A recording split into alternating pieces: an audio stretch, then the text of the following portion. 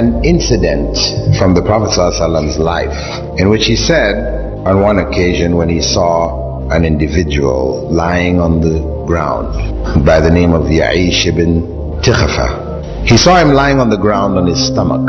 So he came and he nudged him with his foot.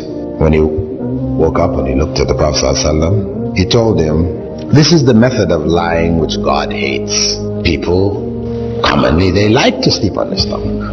And I know this is one of the etiquettes of sleeping in Islam. And I remember on one occasion when I was in Panama teaching a course there and in etiquettes, Islamic etiquettes, and I spoke on this. Afterwards, people asked me, why? Why is it disliked to sleep on your stomach? And I really didn't have an answer. Anyway, I just told them, hey, Prophet Muhammad ﷺ said, God hates it, He dislikes it, better you don't do it. From there, I was flying to Guyana to do a course in Guyana also. Whilst I was on the airplane, I was reading the Time magazine. And this Time magazine issue was dedicated to the latest developments in spinal surgery. They were showing the latest medical hardware and how it dealt with the problems of slipped discs and crushed discs and the different operations they were doing, and they showed pictures of people's back cut open and and at the end of it all, they had a list of doctors' recommendation to avoid spinal problems. Number one on the list was, don't sleep on your stomach. That was number one. And they went on to explain. They gave a whole explanation about it. Yes, the spine, heavy, bony structure, heaviest one in your whole body. When you sleep on your stomach, everything in front of it is soft tissue, soft organs. Your intestines, your stomach, your lungs, all of this is soft. So what happens is that the spine sags downwards. And this is what contributes to the exaggerated, what they call lumbar curvature of the spine. The old people, they're walking around, their backs are like this. Is from this. Yeah, they pointed it out.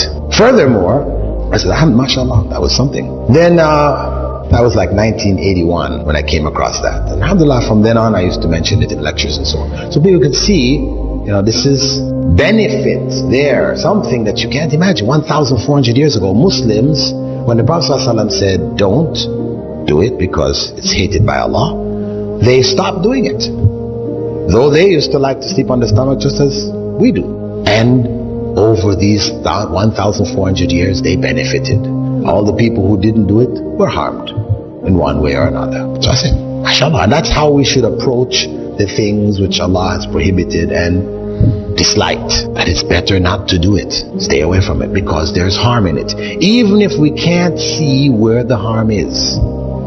Anyway, in 1989, I read an article which appeared in the British newspapers that scientists, medical scientists, studying a particular illness which seemed to be affecting small children, 1-year-old, 2-year-old, 3-year-old kids, put to sleep in their cribs. They die in their sleep.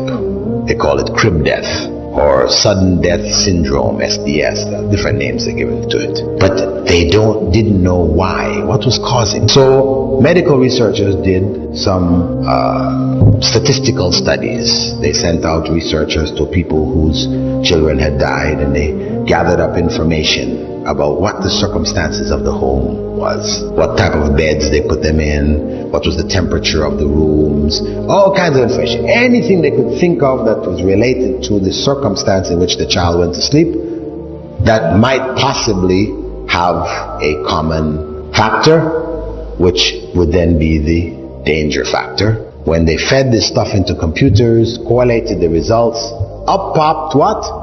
Children being put to sleep on their stomachs.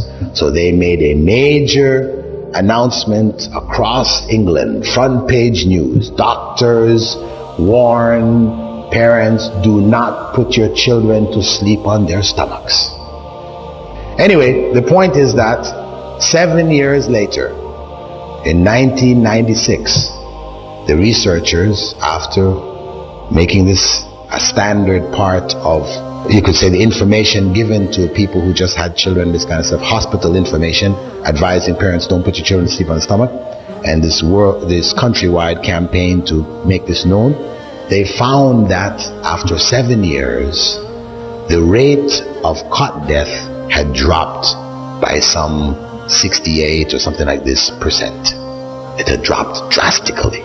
So, alhamdulillah, here is further evidence that Prophet Muhammad 1,400 years ago, when nobody had any idea of what harm there was, how did the Prophet know that God hated it? Do you think he just looked at the person and said, oh, I think God hates this?